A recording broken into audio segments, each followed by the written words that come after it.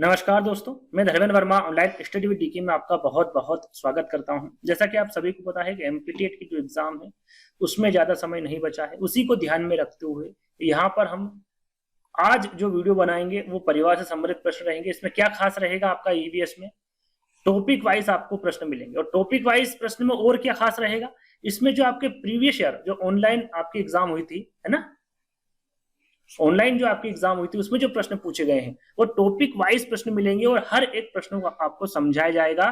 ये चाहे वो ईवीएस हो, बाल विकास हो, हिंदी हो, गणित हो या अन्य विषय हो, है ना। एमपीटीएट वर्ग 3 की बात यहाँ पर की जा रही है। एक एक करके आपको सारे वीडियोस मिलेंगे। तो आपको क्या करना है, इस वीडियो को ज्यादा से ज्यादा शेयर करना है। जो बच्चे एमपीटीएट की तैयारी कर रहे हैं उनको यहाँ पर अलग अलग टॉपिक से प्रश्न मिलेंगे और हर एक प्रश्न को समझाया जाएगा, उसके पहले उसके बारे में बताया जाएगा। तो सबसे पहले हम आज बात करेंगे परिवार से संबंधित प्रश्नों के बारे में। जो प्रश्न पूछे गए उन प्रश्नों को रखा है। कुछ खास प्रश्न भी इस वीडियो के माध्यम से मिलेंगे और एक वीडियो इसके बाद डालूंगा, कल या परसों वो वीडियो आएगा जिसमें टोटल 120 प्रश्न रहेंगे परिवार से संबंधित। तो वहां पर एक बार और रिवीजन आप कर लीजिएगा, है ना। तो शुरुआत करते हैं। देखिए, सबसे पहले बात करेंगे परिवार होता है क्या। सभी को पता है परिवार। देखिए, ये फोटो लगा हुआ है ना, चित्र लगा हुआ है, इसके माध्यम से आप जान सकते हैं परिवार किसे कहते हैं।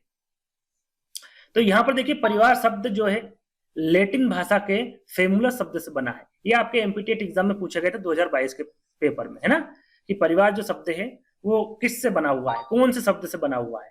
तो ये फेमुलस शब्द से बना हुआ है। यदि भाषा पूछे तो लैटिन भाषा होगी। ध्यान रखिएगा, आगे प्रश्न आएगा और आपको सबसे पहले आंसर देना होगा, है ना। इसमें इससे एक समूह का बोध होता है जिसमें माता पिता भी होते हैं, आजाद बच्चे भी होते हैं। इनके साथ साथ जो घर में नौकर होते हैं, जो दास होते हैं, वो भी आ जाते हैं परिवार में, है ना। कौन कौन आ जाते हैं, माता पिता आ जाते हैं, अविवाहित बच्चे आ जाते हैं, है ना, दादा दादी, जितने भी सदस्य होते हैं वो सारे परिवार के अंतर्गत आते हैं, है ना। अब बात करते हैं, ये तो एक छोटी सी बात होगी, परिवार कैसे कहते हैं सभी को पता है। परिवार के प्रकार हम जान लेते हैं जो कि सबसे ज्यादा पूछे जाते हैं। परिवार के दो प्रकार होते हैं आकार के दृष्टि से। दो ही प्रकार सबसे ज्यादा पूछे जाते हैं और भी हम बात करेंगे आगे। तो सबसे पहला परिवार है आपका एकल परिवार और दूसरा है संयुक्त परिवार, है ना। एकल परिवार से ही पता चलता है, एकल यानी कि जो परिवार छोटा होता है ना। एकल परिवार में माँ बाप होते हैं और उनके बच्चे होते हैं, उसे एकल परिवार कहते हैं। और बच्चे भी जो होते हैं वो किस प्रकार के होते हैं, जो अविवाहित होते हैं, जिनका विवाह नहीं हुआ, है ना। वो बच्चे जो साथ में रहते हैं उस परिवार को, जैसे छोटा परिवार है ना, एकल परिवार होता है, ये माता पिता, इनके दो बच्चे, तो इस परिवार को क्या कहेंगे, एकल परिवार कहेंगे। जिसमें दादा दादी, चाचा चाची वगैरह जो नहीं रहते हैं, उस परिवार की बात की जा रही है, जो भी बहुत ज्यादा प्रचलित है भारत में, है ना। दूसरा जो होता है वो संयुक्त परिवार होता है। अब संयुक्त परिवार किसे कहते हैं वो भी देख लेते हैं। देखिए, यह है संयुक्त परिवार। चित्र के माध्यम से आप देख सकते हैं, इसमें दादा दादी भी हैं, है ना। दादा दादी, माता पिता है, बच्चे हैं, है ना, दादा दादी, चाचा चाची, बुआ, माँ बाप, बच्चे, और साथ में जो नाना नानी, मामा मामी, मौसी, माँ बाप, यानी कि एक जो बड़ा परिवार होता है ना। ये बड़ा परिवार हो गया, छोटा परिवार हो गया। तो इस प्रकार का जो परिवार होता है वो संयुक्त परिवार होता है, जिसमें दादा दादी भी रहते हैं, चाचा चाची, बुआ, माँ बाप और बच्चे। जो पहले जो परिवार हुआ करते थे, अब बहुत कम होते हैं, लेकिन बहुत कम परिवार बचे संयुक्त परिवार। पहले इस प्रकार के ही परिवार प्रचलित थे, संयुक्त परिवार, सब मिलजुल कर रहते थे। आजकल ये प्रथा बहुत कम हो गई है ना। दो प्रकार के परिवार होते हैं, याद रखिएगा, एकल परिवार और संयुक्त परिवार। चलिए, थोड़ा सा कुछ बिंदु मैंने यहाँ पर रखे जो कि इंपोर्टेंट है, आपको जानना बहुत जरूरी है यदि आप एमपीटीएट की तैयारी कर रहे हैं या फिर अन्य टेट की तैयारी कर रहे हैं तो भी, क्योंकि परिवार से संबंधित हर टेट एग्जाम में पूछा जाती है प्रश्न, है ना। तो परिवार में बालक को सामाजिकरण की शिक्षा प्रदान की जाती है। याद रखिएगा, परिवार में बालक को सामाजिकरण की शिक्षा किसमें प्रदान की जाती है, तो परिवार में, ना। इस प्रकार से प्रश्न पूछे जाते हैं। परिवार में बालक का प्रथम गुरु कौन होता है, ये प्रश्न पूछा गया है, तो माँ होती है। परिवार में बालक का प्रथम गुरु कौन होता है, माँ होती है। परिवार समाज की क्या है, प्राथमिक इकाई है। ये भी आपके एमपीटीएट 2022 में पूछा गया प्रश्न है। परिवार समाज की सीधा सीधा प्रश्न पूछा गया, समाज है उसकी प्राथमिक इकाई कौन सी है, तो आपका राइट आंसर क्या होगा, परिवार, है ना। ये प्रश्न आएगा, आपसे पूछूंगा, है ना, तो आपको आंसर देना है। याद रखिएगा, परिवार समाज की क्या है, प्राथमिक इकाई है। परिवार को सामाजिक जीवन की प्रारंभिक पाठशाला कहा जा सकता है। प्रारंभिक पाठशाला, सामाजिक जीवन की प्रारंभिक पाठशाला कौन है, तो वो परिवार है। मैकाइवर ने, देखिए, यहाँ पर एक प्रश्न पूछा गया था कि परिवार के कार्यों को दो भागों में, आवश्यक और गैर आवश्यक, किसके द्वारा वर्गीकृत किया गया है ना। इस प्रकार से प्रश्न पूछा जाता है, तो आपको पता होना चाहिए मैकाइवर। याद रखिएगा, मैकाइवर ने परिवार के कार्यों को दो भागों में वर्गीकृत किया है। पहला है आपका आवश्यक और दूसरा है गैर आवश्यक। ध्यान दीजिएगा, आगे ये प्रश्न पूछा जाएगा आपसे। और परिवार में जो सबसे ज्यादा इंपॉर्टेंट होता है वो आपका होता है थीम, है ना। थीम कितने प्रकार की बताई है, तो 6 प्रकार की बताई है। कितने प्रकार की, 6 प्रकार की। वो भी किसके अनुसार, ये भी पूछा जाए तो एनसीएफ 2005 के अनुसार कक्षा 3 से 5 तक पर्यावरण, है ना। पर्यावरण अध्ययन कहां से कहां तक कक्षा में होता है, तो 3 से 5 तक की कक्षा में होता है। उसमें 6 थीम बताई गई है। थीमों की बात भी हम करेंगे। सबसे पहले हम थीम को जान लेते हैं। देखिए थीम कितनी प्रकार की, 6 प्रकार की।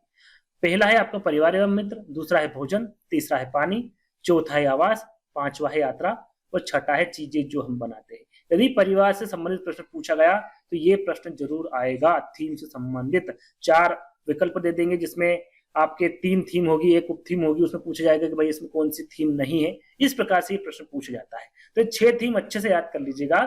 एक और प्रश्न सीधा सीधा पूछा जाता है कि किस थीम की उप थीम होती है, क्योंकि एक ही इन 6 थीमों में से है जिसकी उप थीम होती है। वो सिर्फ और सिर्फ कौन सा थीम है, वो परिवार एवं मित्र। कौन सा है, परिवार एवं मित्र की 4 उप थीम बताई गई। कितनी, 4। लेकिन सिर्फ और सिर्फ परिवार की, भोजन की कोई उप थीम नहीं होती, पानी की नहीं होती है, ना आवास की, ना यात्रा की, ना ही चीजें जो हम बनाते हैं। किसकी है, परिवार एवं मित्र की। कौन कौन सी है, संबंध, जानवर, कार्य तथा खेल और पौधे। ये 4 प्रकार की क्या है, उप थीम है। ये याद रखिएगा, है ना। उप थीम और थीम के बारे में आपको पता होना चाहिए। चलिए कुछ प्रमुख कथन जो कि आने वाले आपके टेट एग्जाम में आ सकते हैं। माता पिता व बच्चों के संबंध की व्यवस्था को परिवार कहते हैं। माता पिता व बच्चों के जो संबंध की व्यवस्था है उसे परिवार कहते हैं। ये किसके द्वारा कहा गया है, तो ये क्लेयर के द्वारा कहा गया है। आपकी जो हर वीडियो मिलेगी वो इसी प्रकार मिलेगी। आगे भी जो वीडियो आएगी पहले आपको समझाया जाएगा, उसके बाद प्रश्नों को हल करवाया जाएगा, है ना। परिवार उन व्यक्तियों का समूह है जो एक छत के नीचे रहते हैं एवं पारिवारिक कर्तव्य के आधार पर एक होने की भावना रखते हैं। ये किसके द्वारा कथन कहा गया है, तो ये मजुमदार के द्वारा कहा गया है। यौन संबंधों पर आधारित, ये काफी बार ये प्रश्न पूछा गया है, तो यौन संबंधों पर आधारित समूह को परिवार कहा जाता है। तो ये मैकाइवर तथा पेज के द्वारा कहा गया है। लूसी मेयर क्या कहते हैं कि परिवार एक गृहस्थ समूह है जिसमें माता पिता व संतान साथ रहते हैं। ये परिवार किसके द्वारा कहा गया है, लूसी मेयर के द्वारा कहा गया है। परिवार समाज की धुरी है, ये आपके 2022 के एग्जाम में पूछा गया था। एमपीटीटी ये भी प्रश्न पूछूंगा आपसे, ना, ध्यान दीजिएगा। परिवार समाज की धुरी, ये कथन किसका है, तो ये अगस्त केम्टे का है ना। ये प्रश्न पूछा गया था आपका। तो ये कोई सी भी परिभाषा आपसे पूछी जा सकती है आने वाले एग्जाम में। कर्वे क्या कहते हैं, तो इनके अनुसार कहा गया है कि भारत में परिवार का अर्थ क्या है, संयुक्त परिवार है ना। इनका कहना है कि भारत में जो परिवार का अर्थ होता है वो संयुक्त परिवार होता है। ये किसके द्वारा कहा गया, तो ये कर्वे के द्वारा कहा गया, है ना। आई होप आपको अच्छे से समझ में आ गया होगा परिवार। अब प्रश्नों की ओर चलते हैं। ये रहा आपका पहला प्रश्न जो कि मैंने पहले ही बार में बताया था, यानी कि पहली ही लाइन में इसके बारे में बता दिया था आपको, है ना। सॉरी, परिवार शब्द अंग्रेजी शब्द फैमिली का हिंदी रूपांतरण है ना। हिंदी में परिवार कहते हैं और इंग्लिश में से फैमिली कहते हैं। फैमिली शब्द की उत्पत्ति लैटिन भाषा के किस शब्द से हुई है। यदि यहाँ पर भाषा पूछे तो लैटिन भाषा है। किस शब्द से हुई है, तो मैंने बताया था आपको, फेमुलस से हुई, फेम्पिल से हुई है, फेमस से हुई है, या फिर फेमिल से हुई है ना। ये प्रश्न आपकी एमपीटीएट एग्जाम में पूछा गया था और ये फेमुलस शब्द से हुई। किससे हुई है, फेमुलस शब्द से हुई। चलिए दूसरा प्रश्न आपका कि किस प्रणाली के तहत महिलाएं एक से अधिक पतियों से शादी कर उन्हें अपने साथ रख सकती है। जैसा कि मैंने शुरू में आपको बताया था, जो परिवार होते हैं कई प्रकार के होते हैं। जो महत्वपूर्ण है वो 2 प्रकार के बताया था, एकल परिवार और संयुक्त परिवार, है ना। यहाँ पर क्या पूछा गया है, वो कौन सा परिवार है। और भी जो परिवार है वो मैं यहाँ पर आपको बता दूंगा, जो इंपोर्टेंट है उन्हीं को बताऊंगा, है ना। यहाँ पर पूछा गया कि कौन सा परिवार है जिसमें महिलाएं एक से अधिक पति, महिलाएं तो एक है लेकिन उनके पति क्या है, एक से अधिक है, उसमें शादी कर लेते हैं, तो उस परिवार को क्या कहा जा सकता है, बहुविवाही, बहुपतित्व, गोत्र नाम या फिर प्रसव। तो जहां पर महिलाएं एक हो और पति अधिक हो उसे बहुपति परिवार कहा जाता है या फिर बहुपतित्व परिवार कहा जाता है। जहां पर पति एक हो और पत्नियां अधिक हो तो उस परिवार को क्या कहते हैं, तो उस परिवार को बहुपत्नी परिवार कहते हैं। बहुपत्नी, है ना। आगे एक एक करके बताऊंगा। देखिए यहाँ पर मैं कुछ परिवार में आपको बताऊंगा, आंसर आपका क्या होगा, यहाँ पर बी वाला होगा। एक एक करके बताऊंगा, मौखिक बताऊंगा, ध्यान दीजिएगा। एक होता है पितृ सत्तात्मक, आपने सुना होगा, पितृ सत्तात्मक, है ना, जिसे आपका पितृमार्गी परिवार भी कहते हैं, है ना। अब ये किस प्रकार का परिवार होता है, पितृ से क्या लग रहा है आपको, कि ऐसा परिवार जिसमें सत्ता जो होती है, जो वरिष्ठ अधिकारी होता है, सॉरी वरिष्ठ जो पुरुष होता है या फिर जो परिवार का सदस्य बड़ा होता है जैसे कि पिता है ना, उनके हाथ में जो सत्ता होती है, ऐसे परिवार को पितृसत्तात्मक परिवार कहते हैं। मातृसत्तात्मक किसे कहते हैं? जिसमें सत्ता किसके हाथ में होती है? पत्नी के हाथ में होती है, या फिर जो बड़े बुजुर्ग होती हैं, जो महिला जैसे कि माता हो गई, दादी हो गई है ना, जो बुजुर्ग है महिला, उसके हाथ में सत्ता होती है, तो उस परिवार को मातृसत्तात्मक परिवार कहते हैं। ये दो परिवार आपको याद हो गए। अब निवास के आधार पर भी परिवार को बांटा गया, जैसे कि पितृस्थानीय परिवार, पितृसत्तात्मक अलग है और पितृस्थानीय परिवार अलग है। अब पितृस्थानीय परिवार किसे कहते हैं? तो उसमें ऐसा परिवार आता है जिसमें विवाह के बाद पत्नी अपने पति के साथ पति के माँ बाप के घर, जैसे कि अधिकतर जो भारत में चलता है वो पितृ स्थानीय परिवार चलता है ना, जो पति होता है वो अपनी पत्नी को अपने घर रखता है ना, अपने माता पिता के साथ रखता है। इस प्रकार का जो परिवार होता है वो पितृ स्थानीय परिवार होता है। कहीं कहीं मातृस्थानीय परिवार भी होता है। इसमें क्या होता है? तो ऐसा परिवार होता है, देखिए मैं मौखिक बता रहा हूँ, सुन लीजिएगा, आराम से सुनिएगा, तभी आपको याद होगा, है ना। एक होता है आपका मातृस्थानीय परिवार, उसमें क्या होता है? ऐसा परिवार जिसमें विवाह के बाद पति अपने पत्नी के साथ, जैसे कि आपने ज्यादातर जो देखा हुआ वो पति के साथ जाती है पत्नी, लेकिन यहाँ पर पत्नी के साथ पति जाता है और उसके जो माँ बाप होते हैं, यानी कह सकते हैं कि ससुराल, किसका ससुराल? पति का ससुराल, है ना, उसमें वो रहता है। तो इस प्रकार जैसे कि बोल सकते हैं उदाहरण के तौर पर घर जमाई, घर जमाई बन के रहता है। इस प्रकार के परिवार को क्या कहते हैं आप? मातृस्थानीय परिवार कहते हैं, है ना। एक होता है नवस्थानीय परिवार। अब ये कौन सा परिवार है? छोटे छोटे डिफरेंस हैं, लेकिन अलग अलग उसकी डेफिनेशन है, ये आपको ध्यान रखना है। नवस्थानीय परिवार किसे कहते हैं? भाई ऐसा परिवार जिसमें विवाह के पश्चात पति पत्नी अपने माँ बाप के घर को छोड़कर, मतलब रहते तो साथ में हैं, लेकिन पति के जैसे कि पत्नी का जो ससुराल होता है ना, जैसे कि आपका पितृस्थानीय परिवार में होगा, वही इसमें होगा, लेकिन इसमें क्या होगा? वो उनके माँ बाप के साथ नहीं रहेगी, घर छोड़कर अन्य जो घर, जो नया घर है उसको बनाएंगे और उसमें रहेंगे, है ना। ये कौन से परिवार के अंतर्गत आएगा? आपका नवस्थानीय परिवार के अंतर्गत आएगा। एक होता है मात्र पितृस्थानीय परिवार।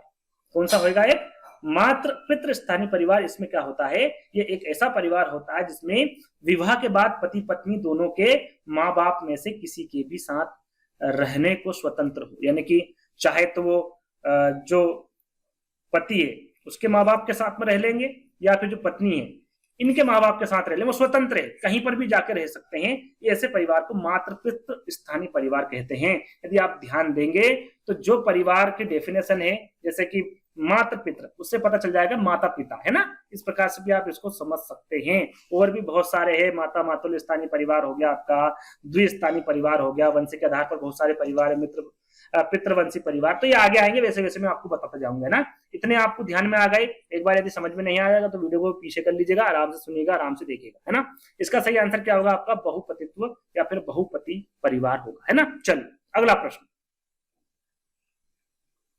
तीसरा परिवार है सामाजिक संरचना की केंद्रीय इकाई क्या है। यहाँ पर देखिए केंद्रीय इकाई पूछा गया सामाजिक संरचना में कि जो बालक है उसमें सामाजिक संरचना कब से प्रारंभ हो जाती है और कहां से प्रारंभ हो जाती है? गोत्र से, वंश से, परिवार से, या फिर दिए गए सभी विकल्प से। तो सामाजिक जो संरचना है वो इसकी जो केंद्रीय इकाई है, या फिर जो बच्चा जब समझने लगता है तो परिवार से। किससे? परिवार से। जैसा कि मैंने कुछ पॉइंट रखे थे, कुछ बिंदु रखे थे, उसमें आपको बताया था, है ना। परिवार क्या होगा यहाँ पर? आपका राइट आंसर होगा। चलिए, परिवार समाज की धुरी है, यहाँ कथन किसका है? इसके बारे में मैंने आपको बताया था, भाई कथन के बारे में बता चुका हूं मैं कि परिवार समाज की धुरी है। ये किसके द्वारा कहा गया? पूले के, मेकिवर और पेंच के, मेकाइवर लिखा हुआ है ना, अगस्त केम्टे के या फिर अरस्तु के। तो मैंने बताया था भाई परिवार समाज की धुरी है, कथन किसका है? अगस्त केम्टे का है। और ये भी आपके एमपीटेट एग्जाम में पूछा गया। जो अभी जो प्रश्न में आपको वर्तमान में दे रहा हूं सभी के सभी एमपीटेट के एग्जाम में पूछे गए प्रश्न है। चलिए अगला प्रश्न है पांचवा कि निम्न में से किसने परिवार के कार्यों को आवश्यक और गैर आवश्यक में वर्गीकृत किया? मैंने बताया था आपको भाई कि परिवार के कार्यों को दो भागों में किसके द्वारा विभाजित किया गया है। पहला है आपका आवश्यक और दूसरा है गैर आवश्यक। वो कौन है? दुर्खी में लुंडबर्ग है, मेकाइवर है, या फिर जिन्सबर्ग है। ये मेकाइवर लिखा हुआ ना, तो क्या बताया था मैंने आंसर? मेकाइवर, है ना। मेकाइवर द्वारा कहा गया है, या फिर इनके द्वारा परिवार के कार्यों को दो भागों में बांटा गया है, या फिर दो भागों में वर्गीकृत किया। पहला है आवश्यक और दूसरा है गैर आवश्यक। तो तीसरा वाला विकल्प आपका करेक्ट हो, है ना। अगला प्रश्न, निम्नलिखित में से कौन, एक मिनट, हाँ, निम्नलिखित में से कौन सा ईवीएस के व्यापक विषयों के अंतर्गत नहीं आता है। व्यापक विषय का मतलब है आपका थीम, है ना। एक होती थीम और एक होती उपथीम, जैसा कि मैंने आपको बताया था। होती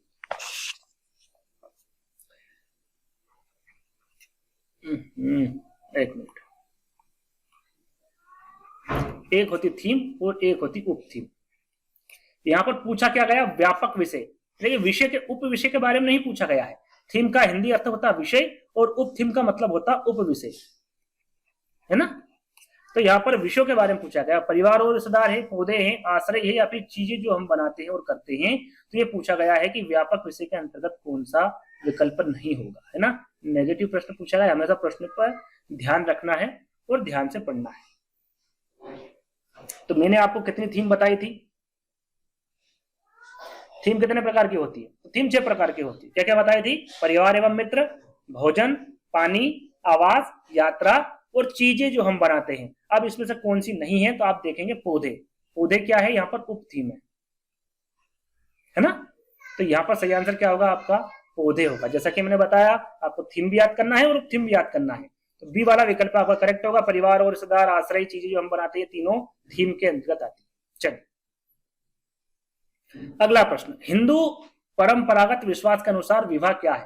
भाई हिंदू परंपरागत आप विवाह करते हैं, है ना, आपने देखा होगा विवाह को।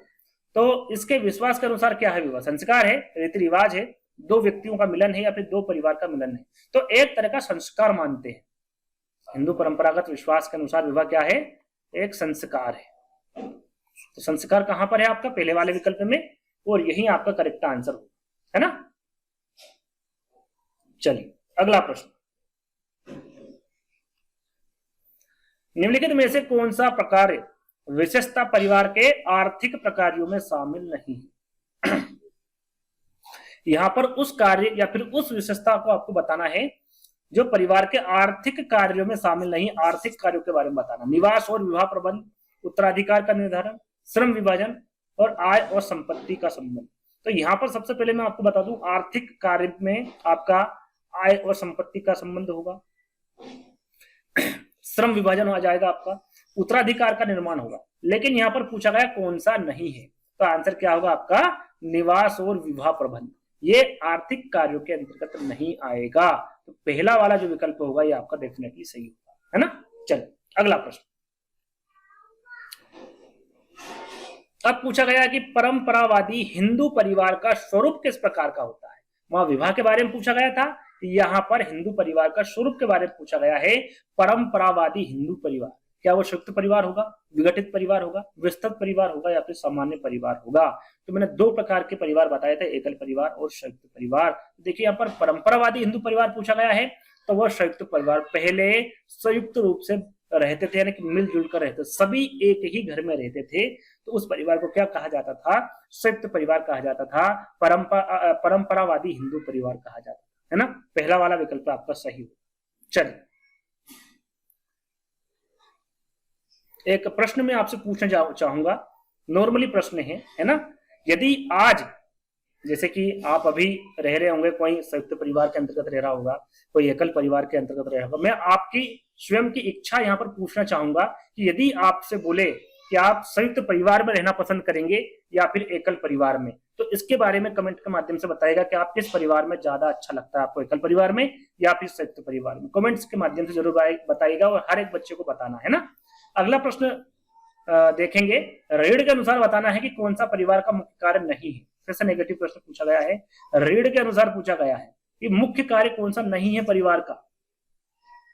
तो इनके अनुसार जो सबसे ज्यादा जोर दिया गया है वो यौन इच्छा की पूर्ति पर ध्यान दिया गया, वंश वृद्धि पर ध्यान दिया गया, समाजीकरण पर, लेकिन सामाजिक सुरक्षा पर इनका ध्यान नहीं, मुख्य कार्य मानते ही नहीं, है ना।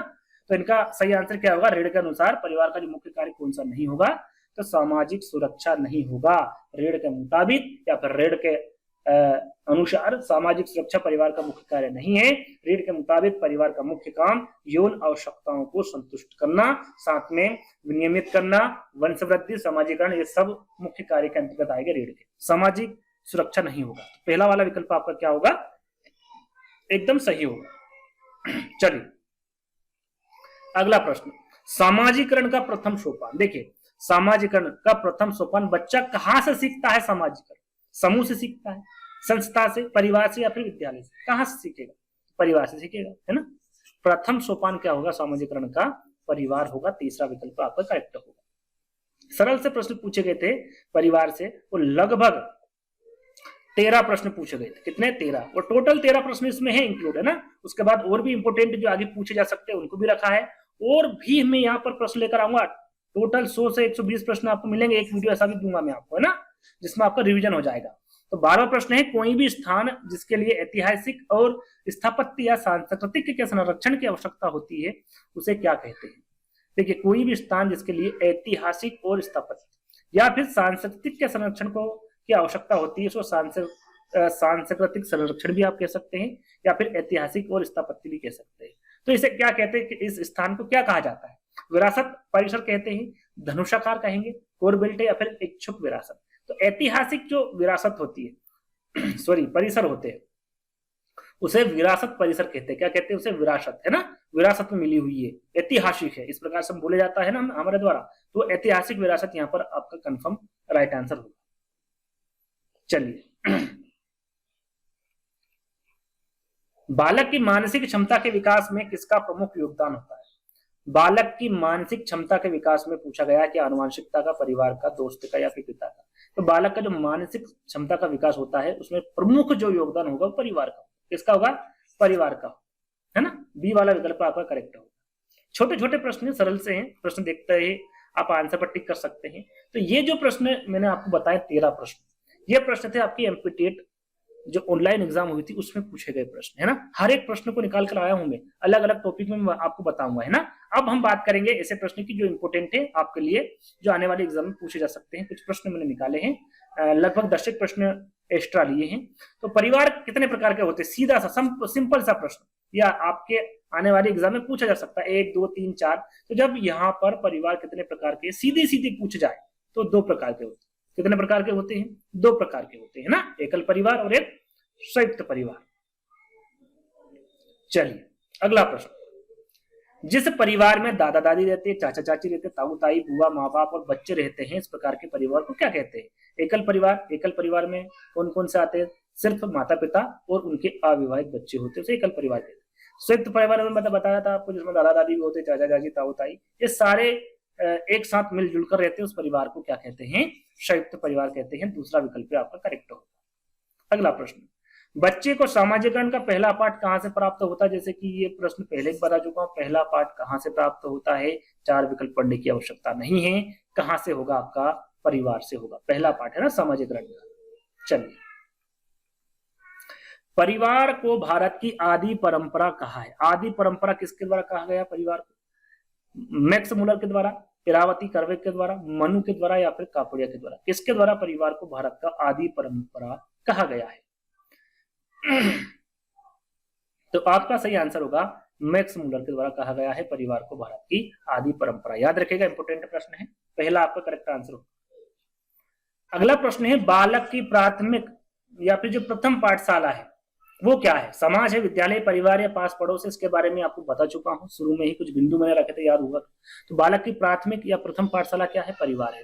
आपको लग रहा होगा कैसे प्रश्न पूछ रहे सर, सो सिंपल से प्रश्न पूछ रहे। देखिए ये टॉपिक वाइज प्रश्न है, जैसा कि मैंने परिवार से संबंधित यहाँ प्रश्न रखे, तो परिवार से मैं प्रश्न पूछूंगा तो आपके दिमाग में रहेगा 4 विकल्प में परिवार ही आंसर होगा। लेकिन जब आप एग्जाम देंगे तो ऐसा नहीं है, वहां पर सब मिक्स प्रश्न आते हैं, तो वहां पर बच्चे कंफ्यूज होते हैं। यहाँ तो आप सीधे सीधे बता देंगे कि भाई इसका भी परिवार आंसर होगा, इसका भी परिवार होगा, इसका भी परिवार होगा, इसका भी परिवार होगा। यहाँ पर हर एक प्रश्न को आपको अच्छे से इत्मीनान से सुनना है, ध्यान से समझना है, क्योंकि यहाँ पर टॉपिक वाइज में दे रहा हूं, इसलिए आपको ये प्रश्न सरल लग रहा है, लेकिन सरल किसी भी प्रकार का कोई सा भी प्रश्न नहीं होगा, है ना, और ना पूछे जाएंगे। तो बालक की प्राथमिक पाठशाला कौन सी होगी? आपके परिवार होगा। चलिए अगला प्रश्न, एकल परिवार से तात्पर्य है। ये प्रश्न भी काफी टेट एग्जाम में पूछे गए हैं और आने वाले टेट एग्जाम में भी पूछा जा सकता है। एकल परिवार का तात्पर्य क्या होगा? वर्ष 1950 के बाद बना परिवार नहीं है। परिवार जिसमें माता पिता एवं उनके बच्चे होते हैं। संपूर्ण परिवार जिसमें बच्चे और उनके माता पिता एवं दादा दादी होते हैं, या फिर केवल पति पत्नी। एकल परिवार में पूछा गया है तो बिल्कुल परिवार जिसमें माता पिता और उनके बच्चे होते हैं, ये एकल परिवार से संबंधित होगा। संपूर्ण परिवार जिसमें बच्चे और उनके माता पिता, या आपका संयुक्त परिवार में होगा। केवल पति पत्नी, ये किसी भी प्रकार का परिवार नहीं है ना। तो एकल परिवार से तात्पर्य पूछा गया था, दूसरा वाला विकल्प सही होगा आपका। परिवार जिसमें माता पिता एवं उनके बच्चे होते हैं, इस प्रकार का परिवार एकल परिवार कहलाएगा। दूसरा वाला विकल्प आपका सही होगा। चलिए अगला प्रश्न यहां पूछा गया, समाज की सबसे छोटी इकाई क्या है? देश, परिवार, समाज, समुदाय। सरल सा प्रश्न है, याद होगा आपको, परिवार है ना, क्योंकि इसके बारे में पहले ही भी जिक्र कर चुका हूं। अगला प्रश्न, ऐसे परिवार के बारे में बताना है जिसमें परिवार की सत्ता किसी पुरुष सदस्य के हाथ में होती है। पुरुष में दादा भी हो सकता है, या फिर पिता भी हो सकते हैं, है ना, या फिर कह सकते हैं बड़े बुजुर्ग हो सकते हैं। पितृसत्तात्मक परिवार, पितृवंशी परिवार, एकल परिवार, या फिर संयुक्त परिवार। कौन सा परिवार है? जल्दी से बताना है। तो ऐसा जो परिवार होगा वो कौन सा होगा आपका? पितृसत्तात्मक परिवार। मैंने बताया था ऐसा परिवार जिसमें पुरुष सदस्य होगा, है ना, जिसमें ये चाहे तो दादा हो सकते हैं, या फिर पिता हो सकते हैं, या फिर जो सबसे बुजुर्ग वहां पर व्यक्ति होगा वो उस परिवार की सत्ता हाथ में रखेगा, है ना। ऐसे परिवार को पितृसत्तात्मक। जब महिला होगी वहां पर मातृसत्तात्मक होगा। पितृवंशी क्या है भैया? पितृवंशी क्या है? तो वहां परिवार जिसमें वंश या वंश का निर्धारण पितृवंश के माध्यम से होता है और पिता के माध्यम से आगे बढ़ता, पिता के माध्यम से ना, तो उस परिवार को पितृवंशी कहते हैं। मातृवंशी किसे कहते हैं? जिसमें जो पत्नी होती है या फिर जो माता होती है उसके माध्यम से जो परिवार है वो आगे बढ़ता है, उसे मातृवंशी कहते हैं। तो ये सारी चीजें आपको पता होना चाहिए। इसमें संपत्ति और परिवार का नाम भी पितृवंश के माध्यम से विरासत में मिलता है, यानी कि पापा का नाम चलता है, पिताजी का नाम चलता है ना। ऐसे परिवार पितृवंशी होते हैं जहां पर माता का नाम चलता है, वो मातृवंशी होता है। और एकल परिवार और संयुक्त परिवार के बारे में तो आपको मैं बता ही चुका हूं, है ना। चलिए आंसर क्या होगा यहाँ पर? पितृसत्तात्मक परिवार। अगला प्रश्न है और काफी अच्छा प्रश्न है, ये भी आपके टेट एग्जाम में पूछा गया प्रश्न है। शारदा एक्ट का संबंध निम्न में से किससे है? शारदा एक्ट, जिसे बाल विवाह निरोध अधिनियम भी कहा जाता है। बाल विवाह निरोध अधिनियम, और उसे कब पारित किया गया था? 1929 में। तारीख में मैं आपको बताऊंगा, पहले प्रश्न को पढ़ लेते हैं। तो यदि सीधे सीधे पूछे कि भाई शारदा एक्ट का संबंध किससे है, तो वो होगा आपको बाल विवाह से। किससे होगा? बाल विवाह से, जैसा कि यहाँ पर लिखा हुआ बाल विवाह निरोध अधिनियम 1929, है ना। अब यहाँ पर बात करें कि भाई इसे कब पारित किया गया था, तारीख समेत में आपको बताऊं तो 28 सितंबर 1929 को इसे पारित किया गया था, है ना। और इस अधिनियम के तहत लड़कियों की शादी की उम्र क्या फिक्स की गई थी? तो मैं पहले बता रहा हूं, जब इसे पारित किया गया था, है ना, तब लड़कियों की उम्र 14 साल बताई गई थी। कितनी? 14 साल। और लड़कों की जो उम्र बताई गई थी वो 18 साल बताई गई थी, जब इसे पारित किया था तब की बात में कर रहा हूं ना। इसके बाद इसे संशोधित किया गया था। संशोधित में क्या है? लड़कियों की आयु बदलकर कितनी कर दी गई? 18 साल। और लड़कों की आयु जो कर दी थी वो कितनी कर दी थी? 21 साल कर दी थी। और ये प्रश्न भी काफी बार पूछा गया है कि लड़कियों की आयु और लड़के की आयु कितनी है। ये आगे इसके बाद वाला प्रश्न है, ध्यान रखिएगा। 18 साल और 21 साल, है ना। ये संशोधित की गई थी। पहले जब ये अधिनियम आया था तब 14 साल और 18 साल थी, उसको बदलकर 18 और 21 कर दिया गया। इस बात पर आपको विशेष ध्यान देना है ना। और शारदा नाम इसके जो प्रयोजन किया था, है ना, उनका नाम क्या था? हरबिलास शारदा। और उन्हीं के नाम से ये शारदा एक्ट अधिनियम बनाया गया था, है ना। तो आपको समझ में आ गया होगा इसका सही आंसर क्या होगा अभी? बाल विवाह। और इसका सारी जानकारी मैंने आपको दे दी है, ये भी आपको ध्यान में रखना है। अगला और अंतिम प्रश्न है। टोटल यहाँ पर 23 प्रश्न रखे गए थे, है ना, आपके परिवार के। तो अंतिम प्रश्न है ये। वीडियो अच्छा लगे तभी मैं आपको बता दूं, वीडियो को लाइक करना है, शेयर करना है, चैनल को सब्सक्राइब कर लेना है। और हर एक बच्चे को ये वीडियो शेयर करना है जो एमपीटेट की तैयारी कर रहा है ना, कि आने वाले वीडियो ऐसे ही आपको आएंगे हर सब्जेक्ट के। भारत में लड़के व लड़कियों की विवाह योग्य न्यूनतम आयु, जैसे कि मैंने अभी आपको बताया था, है ना। सबसे पहले ध्यान क्या देना देश की ऐसे प्रश्न में, यहाँ देखना है कि पहले क्या पूछा गया है, पहले लड़के पूछा गया है या फिर लड़कियां। कभी कभी यहाँ पर लड़के की जगह लड़कियां पूछ लिया जाता है और लड़कियों की जगह लड़का, है ना। और विकल्प में कंफ्यूज कर देते। देखिए यहाँ पर 18 और 21 है और यहाँ पर 21 और 18 है। अब कंफ्यूज है, कैसे करे भाई इसको हल? तो यहाँ पर देख लेना, पूछा लड़का, पहले लड़का पूछा गया है, लड़के की आयु क्या थी? 21 और लड़कियों की 18। तो 18 पहले 21 और 18 कहां पर? पहले वाले विकल्प में। और यही आपका सही आंसर होगा, है ना। इस प्रकार से इसको हल करना है। तो पहला वाला जल्दबाजी में हल नहीं करना, सरल सा प्रश्न है मैं जल्दी से इसको हल कर देता, वैसा नहीं है। प्रश्न को हमेशा ध्यान से पढ़ना है। तो पहला वाला विकल्प आपका क्या होगा, करेक्ट होगा। तो ये 23 प्रश्न थे आज के वीडियो में। आई होप आपको वीडियो पसंद आया होगा। मैंने आपको बता दिया क्या करना है, ज्यादा आपका समय यहाँ पर खराब नहीं करेंगे, वीडियो को यहीं समाप्त करेंगे और अगले वीडियो का वेट करिएगा, उसमें भी काफी इंपोर्टेंट चीजें लेकर आऊंगा, है ना। तो विदाई दीजिए भैया, वीडियो को लाइक कर दीजिएगा, शेयर कर दीजिए, चैनल को सब्सक्राइब और शेयर जरूर करिएगा, है ना। धन्यवाद।